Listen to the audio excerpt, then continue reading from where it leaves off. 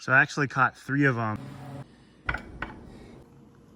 My plan this evening is to jog along Big Tujunga Creek, very short jog, maybe catch a few crawdads, and if I do catch any, I'll cook them at home. So you used to be able to come out to these pools and just see crawdads everywhere, even during the daytime. There are fish, like there's a really tiny fish there, a little trout, and I have seen like definitely bigger fish here, but I haven't seen any crawdads here in a while. I do know that they're still around, but yeah, certainly less prolific. Anyways, I am hopeful we'll at least find maybe one. So I did get a little confused, I think, on the trail, but yeah, definitely fish here, you know. Need to do some catching of those at some point. Oh, there's a crawdad right there. All right, let's try to get it. Give me 1 second. All right. I knew they were around. I don't think it's gonna be trivial to catch. 1 second, yeah. So right there is one of the few Big Tujunga crawdads. And yeah, I'll try to catch it in a sec. We'll see what happens. All right, crawdad number 1 at Big Tujunga. So I'm honestly not really sure how many I'll catch. They're definitely less prolific here, but you know, they are around. Took me maybe like 2, 3, or 4 minutes to really kind of corner this guy and get him. He did kind of escape me once or twice. But yeah, anyways, what I'm gonna do probably is store him in the water bottle here and maybe catch a few more. You know, I don't really have my cooler this time, but that should be fine. I will definitely need to wash this out, you know, after using, but it's a good storage mechanism, at least temporarily. I almost immediately saw another one here, but I did murky it up a bit. So what I'm gonna do is let it settle and maybe poke around over here for a bit. Kind of slowly make my way up, but I don't think I'm gonna hold the camera the whole time. So this is the second crawdad. I think it was the same one that kind of got away from me in the mud, but we have it now. But yeah, that being said, I guess there are more crawdads here. You know, maybe they're easier to catch at night. But it's definitely less prolific than Piru Creek is near Frenchman Flats. So anyways, number 2. This is crawdad number 3. I actually caught him right in the reeds right over there. And yeah, just right next to where I just was. So this section here may be a little more prolific than just downstream. I guess what you'll want to look for is where the water is a little more calm, less turbulent. It could just be that they're easy to spot when it's like this. I'm not sure, but it looks like we got a lot of kind of calm water up this way. So I may just keep going up there. But yeah, anyways, 3 crawdads. This could be a little on the shallow side, although I did just find one in water kind of like this. But anyways, I think they do like to have a place to kind of run off to and hide. So yeah, something like this might be good. Looks like there's a crawdad actually right there. Not sure if I'll be able to catch it, but we'll try. So I actually caught 3 of them just right alongside here, and there were more than 3. And then there were a bunch in these logs here where I got the one on film, but I really murkied it up. I didn't catch any here. It's easier for them to hide here, so yeah, anyways, I think we had 3, now we have 6. And I will definitely come back here at some point with a cooler. You know, they're actually pretty easy to catch at this point. Anyways, it looks like they're fighting each other, so I should get them in the container. Anyways, that's 6 of them, you know, and definitely kind of nearing the top. So I'll, yeah, like I said, try to bring a larger container next time. This is crawdad number 7, just right by these logs here. And yeah, kind of like Piru, I didn't really have to move all that much. When you look, you do find them, so good to know. There are 7 of them in here now, and yeah, I wanted to say that I did see like what looked like an enormous catfish or something swimming around in here. And I mean big. Maybe it was a trout, but it was really quite large.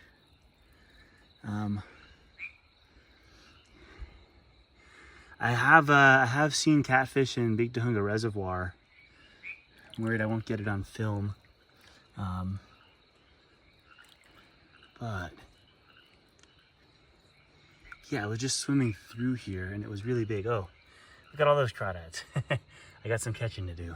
Here it is. I think it's a catfish. Yeah. I don't know if you guys saw that, but definitely big and not as fast as a trout. Number 8 and number 9 taken from right over there where I saw a bunch of them, and I think I'll get maybe one more and then I think we'll be good. Yeah, I think one more makes sense. I was hearing what sounded like some whistling and maybe like a baby mountain lion screaming, so might be good to get out of here. After one more maybe. All right, so that fish, real quick, the catfish is right there. I'm gonna give it a second.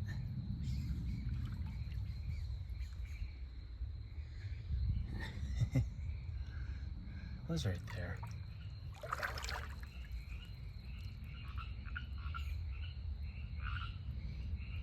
Well,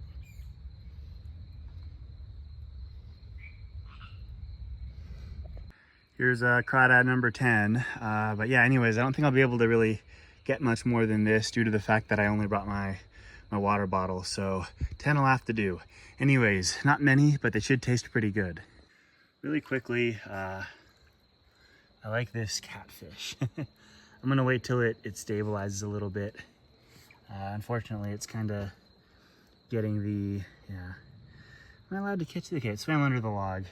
I don't know if I can catch these by hand. Like, I think that might be against the law. But I may bring like a net up here. I think the catfish are actually pretty easy to catch. And I do plan on doing a catfish catch and cook. Another crawdad too, might as well. Oh, nope, didn't get it. Well, is what it is. Got 10 of them. One more might fit, but we'll see. What I'm doing now is I'm gonna purge them in the cooler. Hopefully I can get them out of there. Yeah. There you go, come on. Yeah, you wanna rinse them off and dump the water out until the water is kind of clear. And what I'm gonna do while that's going is get some water boiling so I can actually cook them. Got some water here, gonna bring it up to a boil, and when that's ready, yeah, I'm gonna get the crawdads in there. All right, so the water is boiling. I think the crawdads are pretty well purged. So yeah, let's do this. So there's some stuff in there, but I don't think it's really all that relevant. But yeah, 1, 2, and yeah, I'll get them all in there. And what'll happen is they'll turn very red once they boil. So yeah. Now that they're all in there, I like to set a timer for 5 minutes and let them cook. And then we'll get them out one by one and taste them. All right, so it's been 5 minutes. You should all be ready. And yeah, a lot more red coming out than they were when they went in. Some of them may be a little darker. This one's a little darker, but it'll still be fine to eat from my experience, you know. Yeah, some of their shells are a little softer than others too. You know, that's something you can expect. Once again, I've never had issues with softer crawdads, but yeah, anyways, there we go. That'll be our little snack, about 10 shrimps worth of meat. So you'll see how much you leave behind when you peel when I eat it. But anyways, it's gonna be great.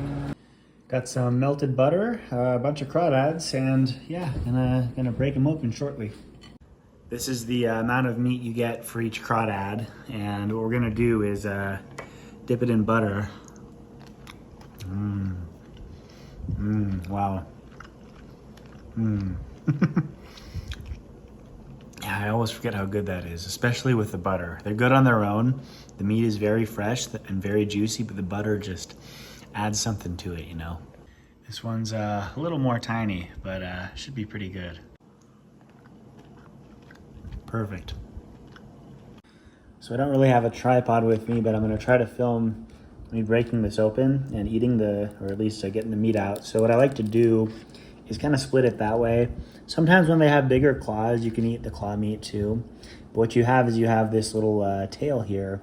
I like to break off kind of the tail and then split the sides kind of around like this. It's a little harder to break some of that, you know, here, but eventually you sort of peel it out just like this. Hopefully you saw that. Then you just dip it, and bon appetit. Good stuff. So after everything I started with, this is kind of what I have left over, you know? So again, it's about like a shrimp per crawdad, like a medium-sized shrimp. And I would say it's pretty good. If I wanted to get more, I certainly could have. So I really didn't spend that much time at Big Tujunga, and I caught like, I think 8 of them near that log spot where I saw that catfish. So, you know, it's, I'm sure it's more prolific if you go upstream. I'm not sure how it is during the day now. As I may have said before, 2022, it was like great during the day. But yeah, I think 2023 and 2024, when I've went, it's been kind of iffy. But 2025 at night, you know, it seems pretty good. You know, I could have gotten a lot more. I was kind of limited by my water bottle and the fact that I was kind of making this a shorter trip. So at some point I'll try to do something longer in Big Tujunga. But yeah, anyways, that was a fun little evening excursion. Hope you enjoyed, and maybe you'll get out there sometime too and catch some crawdads.